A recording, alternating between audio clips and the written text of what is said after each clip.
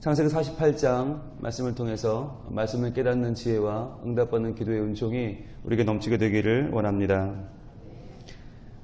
이렇게 시작합니다. 오늘 본문은 2일 후에 그랬어요. 2일 후에 어떤 사람이 요셉에게 말하기를 내 아버지가 병들었다 하므로 그가 곧 두 아들 므낫세와 에브라임과 함께 이르니 2일 후에는 어떤 것일까요? 바로 전장에 나와 있는 47장 27절부터는 이렇게 기록합니다. 이스라엘 족속이 애굽 고센 땅에 거주하며 거기서 생업을 얻어 생육하고 번성하였더라. 요셉이 그동안 꿈꾸었던 우리 아버지와 형들이 애굽에 온다면 살게 될 그 땅, 고센 땅에 그들은 자리를 얻었고 거기서 생육하고 번성하게 되었습니다. 이때에는 우리가 잘 알고 있는 것처럼 7년의 대기근이 와서 애굽뿐 아니라 가나안과 주변 모든 나라들이 다 생육하고 번성하지 못하던 때예요. 그런데 그때 하나님께서는 이 애굽 땅에 고센이라고 하는 땅을 구별하셔서 그 땅에서 하나님의 자녀들이 와서 생육하고 번성할 수 있는 곳을 마련해 주셨습니다. 이것이 하나님의 은혜였습니다. 세상이 어려워지고 경제가 힘들어지고 불경기가 찾아오면 변함없이 우리 그리스도인들도 어려움을 겪게 됩니다. 교회 다닌다고 해서 기도하면 남보다 돈이 더 들어오고 예배하면 남들보다 더 이자가 세게 우리에게 쳐주는 게 아니잖아요. 다 같이 힘든 시기가 오고 때로는 어려움을 겪고 때로는 실직할 수도 있고 때로는 사업이 문을 닫을 수도 있고 자녀가 원하는 미래가 열려지지 않아서 더 답답할 때도 옵니다. 똑같이 우리도 세상에서 경제적인 어려움을 당할 수 있어요. 그런데 중요한 것은 뭐냐면 하나님께서는 그러한 자녀들을 끝까지 놓지 않으시고 눈동자처럼 보호하시고 지키신다는 것입니다. 온 세계가 지금 다 불경기고 다 못 먹고 다 죽어가는데 하나님은 그의 백성들을 하나님이 예비하신 땅으로 불렀단 말이죠. 그런데 사실 애굽 땅도 똑같이 없어야 정상이잖아요. 아무것도 없어야 정상인데 하나님은 요셉이라고 하는 하나님의 사람을 미리 보내셔서 애굽 땅에 7년의 풍년 때에 7년의 흉년을 예비하게 하시고 그 7년의 흉년 가운데서 자기 백성 야곱과 12아들을 보호하신 것이죠. 이 모든 하나님의 계획과 하나님의 손길이 창세기를 이끌어가고 있고 우리에게 말해주는 것은 무엇입니까? 내가 나를 책임질 수 없다는 거예요. 내가 내 자녀를 책임질 수 없다는 거예요. 내가 우리 가문을 책임질 수 없다고 하는 것입니다. 하나님께서 오직 하나님의 그 생각, 하나님의 스토리 안에서 우리에게 거대한 대하 드라마를 써가시고 우리는 그 가운데 하나의 인물에 불과하다는 것이에요. 그러니까 나는 주인공이 아니에요. 하나님이 주인공이세요. 하나님이 모든 것을 통치하시고 이끌어 가신다라고 믿으면 지금 내가 어떤 일을 겪고 있는가는 별로 중요하지 않아요. 결국에 하나님께서 이루실 하나님의 온전한 뜻이 우리 가운데 펼쳐질 것이기 때문입니다. 그래서 28절입니다. 야곱이 애굽 땅에 17년을 거주하였으니 그의 나이가 147세가 되었습니다. 130세에 왔죠. 그래서 험악한 세월을 살았습니다. 그랬는데 17년을 더 살았습니다. 29절 이스라엘이 죽을 날이 가까움에 그의 아들 요셉을 불러 그에게 이르되 이제 내가 내게 은혜를 입었거든 청하노니 네 손을 내 허벅지 아래에 넣고 인애와 성실함으로 내게 행하여 애굽의 나를 장사하지 아니하도록 하라. 자, 허벅지 아래에 손을 넣는 것은 목숨을 거는 맹세라고 했죠. 그런데 이 맹세를 지금 야곱이 요셉에게 시키고 있습니다. 내용은 무엇입니까? 반드시 나를 애굽에 장사하지 마라. 나는 돌아갈 땅이 있다는 것이죠. 그게 어디예요? 바로 가나안 땅 헤브론입니다. 하나님과 교제하는 땅, 나는 그 땅으로 돌아가야 한다. 지금 비록 먹고 살기 어려워서 애굽에 와 있지만 나는 애굽에 죽을 사람이 아니다. 내가 여기서 죽게 되거든. 반드시 나를 장사는 꼭 나의 본향으로 가서 해주기 바란다. 이야기를 하죠. 30절입니다. 내가 조상들과 함께 눕거든 너는 나를 애굽 땅에서 메어다가 조상의 묘지에 장사하라. 요셉이 이르되 내 아버지의 말씀대로 행하리이다. 31절 야곱이 또 이르되 내게 맹세하라 하매 그가 맹세하니 이스라엘이 침상머리에서 하나님께 경배하니라. 여러분 이 말이 굉장히 중요한 말인데요. 하나님께 경배를 합니다. 그러면 그가 지금 안 죽습니까? 아니요, 죽어요. 죽는데 어떻게 경배가 돼요? 나는 죽으나 하나님은 살아계셔서 결국 하나님의 뜻을 이루실 거예요. 그걸 믿으니까 나는 죽는데 죽는 얘기하면서도 경배가 되는 거예요. 중요한 말씀이 31절에 이렇게 나오는데 야곱 표시해 보시고요. 야곱이 또 이르되 내게 맹세하라 하매 그가 맹세하니. 자, 나 죽으면 꼭 고향 돌아가야 돼. 맹세해. 말하는 사람은 야곱이에요. 그죠? 인간 야곱이에요. 그런데 그 다음에 이스라엘이 침상 머리에서 하나님께 경배했다 그랬어요. 표시해 보실래요? 야곱과 이스라엘은 다른 이름이죠. 야곱은 인간의 이름이고 이스라엘은 민족을 이끌어가는 국부로서의 나라의 아버지 이스라엘의 이름이에요. 야곱은 개인적으로 죽는 것은 야곱 개인이지만 그러나 하나님은 그를 들어 그의 백성 이스라엘 백성을 분명히 빼어내실 것이고 인도하실 것이고 놀라운 하나님의 은혜로 번창케 하실 것입니다. 그것을 믿고 경배하는 것은 이스라엘이에요. 그러니까 같은 절 안에서도 사람의 이름이 두 가지로 기록되는데 우리도 마찬가지라는 것입니다. 우리도 어떤 때에는 정말 연약하고 부족하고 이렇게 살아도 되나? 라고 하는 우리 개인의 이름으로 불려지지만 그러나 하나님의 우리를 보실 때에는 우리는 하나님께서 축복하시고 은혜를 약속하신 하나님의 사람으로 다시 한번 세워진다고 하는 것입니다. 그러니까요, 우리가 살면서 어떡하지 고민할 때는 우리의 이름이에요. 그런데 하나님 앞에 나와 경배할 때에 우리는 하나님이 주시는 새로운 이름으로 불리게 되는 줄로 믿습니다. 존재가 바뀌는 거예요. 자, 그러한 일이 있은 후에 라고 오늘 48장은 시작이 되죠. 어떤 사람이 요셉에게 말하기를 내 아버지가 병들었다. 자, 그러니까 이제 너희 아버지 147세인데 이제 얼마 안 남으셨다. 이제 다 되셨다. 이제 곧 준비해야 된다. 라는 얘기를 한 거죠. 그랬더니 그가 곧 두 아들 므낫세와 에브라임과 함께 이릅니다. 두 아들을 데리고 갑니다. 자, 왜 아버지의 돌아가시기 직전에 급히 두 아들 데려갑니까? 뭐가 기억나세요? 그렇죠. 이삭이 나이 많았을 때 그는 자기의 아들 에서를 축복하려고 하죠. 그런데 그때 기다리도 호시탐탐 기다리던 리브가가 자기의 친애하는 아들 야곱을 밀어넣죠. 그 축복이 지금 생각나는 거죠. 자, 아버지가 이제 마지막으로 돌아가시기 전에 반드시 해야 될 일은 축복하는 일인데 요셉은 그 축복을 내가 받지 않고 자기의 아들들을 데리고 들어가요. 그렇잖아요. 지금까지 모든 흐름은 자기가 받아야 되는데 아니요. 자기 아래에 있는 므낫세, 에브라임을 데리고 와요. 왜 그렇습니까? 므낫세와 에브라임은요. 지금은 이 애굽에 있을 때에는 제일 잘 나가는 아들들이죠. 형들이 아무 소리 못하죠. 자기가 총리인데 총리 아들들인데 게다가 애굽에서는 애굽 출신 므낫세, 에브라임. 엄마가 애굽 사람이니까 외할아버지는 애굽의 제사장이니까 제일 훌륭해 보이는 아들들이 므낫세, 에브라임이지만 그러나 이 백성이 여기서 끝나지 않잖아요. 돌아가잖아요. 나중에 본향으로 가나안 땅으로 돌아가고 나면 내 아들들은 어떻게 돼요? 죄송합니다. 잡종이 되는 거예요. 돌아가고 나면 거기서는 므낫세, 에브라임은 아무것도 아니에요. 왜? 엄마도 애굽 사람이죠. 낳기도 애굽에서 나왔죠. 그러니까 거기 가서는 아무런 힘을 쓸 수가 없는 거예요. 요셉은 애굽에서의 삶에 만족하지 않고 결국 돌아가게 될 본향을 생각하는 것입니다. 죄만한 이 세상은 내 집이 아니에요. 내 모든 번은 하늘나라에 있어요. 하나님 나라에 갔을 때 우리의 모습 어떤가 우리가 생각해 보아야 한다는 것이죠.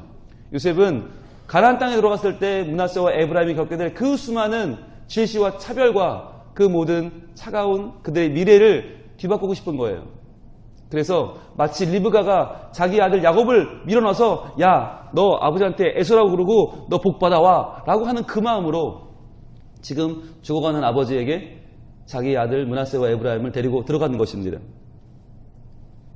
2절입니다. 어떤 사람이 야곱에게 말하되 내 아들 요셉이 내게 왔다 하매 이스라엘이 힘을 내어 침상에 앉아. 똑같이 성경은 기록하죠. 자, 사람들이 말한 사람은 누구예요? 요셉이 온다 말한 건 야곱이에요. 그런데 일어난 건 누구예요? 이스라엘이에요. 그러니까 야곱에게 저 일어나 봐요. 아들이 왔어요. 라고 했는데 그가 힘을 내어 침상에 앉아 죽을 힘을 다해서 힘을 모아서 마지막에 이제 축복하려고 앉은 사람은 이스라엘이었다. 그러니까 그 복을 빌 때 개인 대 개인으로 빈 게 아니라 나라의 앞날을 이어갈 복을 내린 거죠. 그러니까 그 축복을 하느라 그 축복은 인간 야곱이 한 게 아니라 나라의 국부 이스라엘이 하는 거죠. 그래서 3절입니다. 요셉에게 이르되 이전에 가나안 땅 루스에서 전능하신 하나님이 내게 나타나 복을 주시며 내게 이르시되 내가 너로 생육하고 번성하게 하여 내게서 많은 백성이 나게 하고 내가 이 땅을 내 후손에게 주어 영원한 소유가 되게 하리라 하셨느니라. 그 옛날 루스, 이제는 베델이 되었죠. 거기서 나를 만나주신 하나님을 이야기합니다. 그러면서 5절 내가 애굽에 와서 내게 이르기 전에 애굽에서 내가 낳은 두 아들 에브라임과 므낫세는 내 것이라. 르우벤과 시므온처럼 내 것이 될 것이다. 자, 이 말은 내 것이란 말은 뭐냐면 지금 그 아들이 네 아들, 현재는 네 아들이었지 그런데 이제는 내 아들이다. 즉 입양을 하는 거예요. 입양을 하는 거예요. 르우벤과 시므온처럼 내 아들이 된다. 그 말은 이제 이 아이들은 애굽에서 네가 낳은 네 아들이 아니라 내 아들이다. 즉 이 아이들이 나머지 10명의 형들과 똑같이 베냐민과 똑같이 내 아들로서 편입이 된다. 이 말은 나중에 이 두 아들이 12지파를 이어가는 12지파의 수정이 된다는 거죠. 여러분 이렇게 되면 뭐가 해결됩니까? 그들의 출신과 그들의 어머니의 문제가 해결되죠. 그렇잖아요. 성경은 냉철합니다. 46장 20절 한번 보겠습니다. 46장 20절 정확하게 성경은 기록하는데 애굽 땅에서 온의 제사장 보디베라의 딸 아스낫이 요셉에게 낳은 므낫세와 에브라임이요. 보이세요? 성경은 정확하게 므낫세와 에브라임에 대해서 기록할 때 애굽 땅에서 낳았다고 기록하고 온의 제사장 보디베라의 딸, 즉 애굽신 섬기는 태양신 라를 섬기는 보디베라의 딸 아스낫, 네트도 우상이라고 그랬죠? 그러니까 네트를 섬기는 아스낫이 요셉에게 낳은 므낫세와 에브라임. 이건 바꿀 수가 없는 거예요. 이건 안 지워지는 기록이에요. 이건 호적이에요. 그런데 지금 야곱은 호적을 바꾸고 있는 거죠.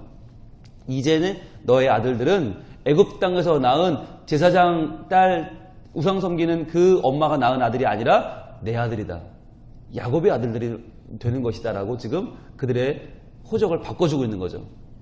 갱신해주고 있는 거죠. 그러면서 그들은 내 아들이 될 거다. 그러면서 왜 그런가를 설명하죠.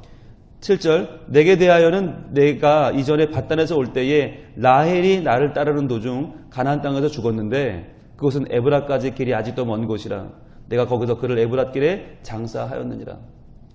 갑자기 손자들을 입양하면서 라헬 이야기를 꺼내요. 자기 아내 이야기를 꺼내요. 왜일까요?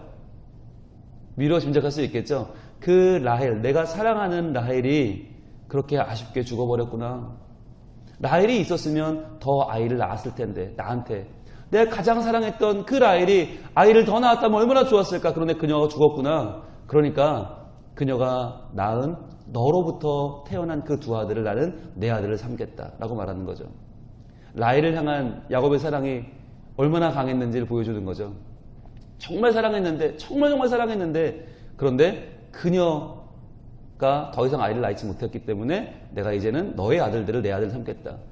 또 한 가지는요. 라헬이 요셉을 낳고 그 언니 레아와 경쟁하듯이 아이를 낳고 싶었는데 결국 못 낳다가 결국 마지막에 자기가 요셉과 베냐민을 낳잖아요. 베냐민은 이제 죽으면 나왔으니까 걔는 빼면 요셉밖에 못 낳았는데 그 요셉을 낳고 이름을 뭐라고 지었어요? 요셉이라고 지었죠. 뜻이 뭐예요? 더하소서예요. 더하소서. 우리말로 하면 꽃배기예요. 꽃배기. 2배로. 근데 그 이름대로 된 거죠. 정말 더하신 거죠. 하나님이 요셉만큼은 그냥 한 명의 아들이 아니라 2명의 아들 몫을 삼으신 거죠. 여러분 간절히 기도하는 어머니의 기도는 반드시 응답을 받습니다. 반드시 응답을 받아요. 어머니가 자녀를 위해 기도할 때 아무리 자녀가 과연 얘가 잘 될까? 과연 얘가 정말 하나님께 쓰임 받을 수 있을까? 과연 얘가 사람이 될까 싶지만 아니요. 믿음을 가지고 기도하세요. 하나님은 어머니 라헬의 기도를 들으셔서 요셉을 2배로 복을 받는 하나님의 사람으로 삼으셨습니다. 여러분 믿음을 가지고 하나님께서 이룰 줄로 믿고 같이 우리 기도하는 귀한 어머니들 될 수 있길 바랍니다. 자, 그런데 그 아이들에게 요셉이 이렇게 고백을 합니다. 그 아이들이 누구냐면 8절 보세요. 이스라엘이 요셉의 아들들을 보고 이르되 이들은 누구냐? 자, 고백해봐라. 이들이 누구냐? 여러분 이들이 누구냐 이게 왜 필요하죠? 뻔히 아는 애들 이름을 왜 무도가고 물어봅니까? 이게 바로 이스라엘 전통이에요. 복을 주기 전에 그 아이가 누군지 확인하는 거죠. 기억나세요? 이삭이 이삭이 야곱한테 복 주기 전에 물었잖아요. 너 내 아들 에서가 맞냐? 그랬죠. 왜 물어봅니까? 이게 전통이에요. 마치 법정에서 자, 당신 주민등록번호 이름 확인해봐요. 뻔히 아는 사이지만 확인하고 들어가죠. 공식적인 자리니까 물어보는 거예요. 누구냐? 그랬더니 뭐라고 고백을 하냐면 누구냐? 그럼 뭐라고 해야 돼요? 므낫세와 에브라임이죠, 아버지. 이래야 되는데 그게 아니라 9절입니다. 요셉이 그의 아버지에게 아뢰되 이는 하나님이 여기서 내게 주신 아들들이니이다. 하나님이 내게 주신 아들입니다. 라고 고백하는 거죠. 비록 애굽 땅에서 났으나, 비록 제사장의 딸로부터 태어났으나 그 아이들은요, 하나님이 내게 주신 아이들입니다. 저는 이 아이들 하나님의 자녀로 키우고 싶어요, 아버지. 하나님의 이름으로 제발 좀 복을 주세요. 라고 간구하는 것이죠. 여러분, 아버지의 자세도 중요합니다. 어머니의 기도가 중요하다면 아버지의 자세도 중요합니다. 아버지가 어떠한 자세로 자녀를 바라보는가? 내가 어쩌다 저런 걸 나가지고 어떻게 우리 집에는 저런 놈이 태어나서가 아니라 하나님이 내게 주신 귀한 아들이라고 하는, 하나님이 내게 주신 귀한 자녀라고 하는 이 자세로 자녀를 바라볼 때에만 그 자녀들이 하나님의 사람으로 성장할 수 있는 것이죠. 이 아침에 다시 한번 우리의 마음을 모아서 하나님께 올려드릴 수 있기를 원합니다. 하나님, 제발 우리 자녀를 축복하여 주옵소서. 그들에게 복을 내려 주옵소서. 하나님이 그들에게 앞날을 인도하사 오직 하나님으로 만족하는 인생이 되게 하시고, 하나님께서 내게 함께 하셨던 그 하나님이, 나를 인도했던 그 하나님이 이 아이들에게도 동일한 하나님이 되어 주시옵소서. 그래서 15절입니다. 그가 요셉을 위하여 축복하여 이르되 내 조부 아브라함과 아버지 이삭이 섬기던 하나님, 나의 출생으로부터 지금까지 나를 기르신 하나님, 나를 모든 환난에서 건지신 여호와. 세 가지로 말하죠. 우리 조상이 대대로 섬기던 그 하나님, 그리고 나를 지금까지 길러주신 하나님, 그리고 나를 건지신 하나님. 이것이 야곱의 신앙 고백이었습니다. 그런데 그 하나님이 이제는 내 하나님이 아니라 너의 하나님이 되고 너의 앞날을 인도하실 것이다 라고 복을 빌어주고 있는 것입니다. 축복은 다른 게 아니에요. 축복은 돈 많이 벌어라, 오래 살아라, 높이 올라가라, 명예와 모든 것 다 가져라가 아니라 진짜 축복은 무엇입니까? 내가 경험한 하나님이 너의 하나님이 되는 것입니다. 내가 섬기던 하나님이 너의 하나님이 되고, 나를 기르신 하나님이 너의 하나님이 되고, 나를 건지신 하나님이 너의 하나님이 되는 것. 이 복을 오늘이 가기 전에 꼭 여러분 자녀에게 이야기해 주세요. 이건 숙제입니다. 오늘이 가기 전에 이 새 하나님을, 그러나 나의 하나님을 알려주세요. 우리 조상이 섬기던 그 하나님이 너의 하나님이 되고, 나의 출생부터 여기까지 나를 길러주신 하나님이 너의 하나님이 되고, 그리고 나를 건지신 하나님, 나를 구속하신 분, 나를 구원해 주신 그 하나님이 너의 하나님이 되기를 원한다. 그 하나님이 너를 인도하실 것이다. 축복할 때에 하나님은 우리를 통하여 우리 다음 세대를 우리보다 나은, 훨씬 나은 이 시대를 변화시키는 믿음의 세대로 세워가실 줄로 믿습니다. 기도하겠습니다. 아버지 하나님, 야곱이 요셉을 축복했던 것처럼 주님, 저희들도 우리 자녀를 축복하여 그 앞날을 하나님께 맡기고 나아가는 자들로 세우기를 소망합니다. 그러기 위하여 하나님, 저희들은 힘을 모아 축복하길 원하는데 우리 조상이 대대로 섬기던 그 하나님, 나의 출생에서부터 나를 길러주신 나의 목자 되신 그 하나님, 죽을 수밖에 없는 우리를, 죄인 되었던 우리를 의롭다 하시고 천국으로 우리의 인생을 바꾸어 주신, 우리를 구원하신, 건지신 그 하나님을 우리가 믿고 따르며 그 하나님 우리 자녀에게도 전해줄 수 있는 우리 모두가 되게 하여 주시옵소서. 주님, 창세기를 우리에게 주신 이유가 무엇입니까? 창가족기를 주신 이유가 무엇입니까? 우리의 자녀를 바로 세우고 우리 다음 때에 믿음이 전승되기 위한 하나님의 계획임을 믿습니다. 주님, 이제 창세기가 마무리되어 가는데 우리의 자녀들에게 반드시 이 하나님을 알려주고 그 하나님을 붙들고 살 수 있는 믿음의 복을 전승하는 우리 모두가 되게 하여 주시옵소서. 예수님 이름으로 기도합니다. 아멘.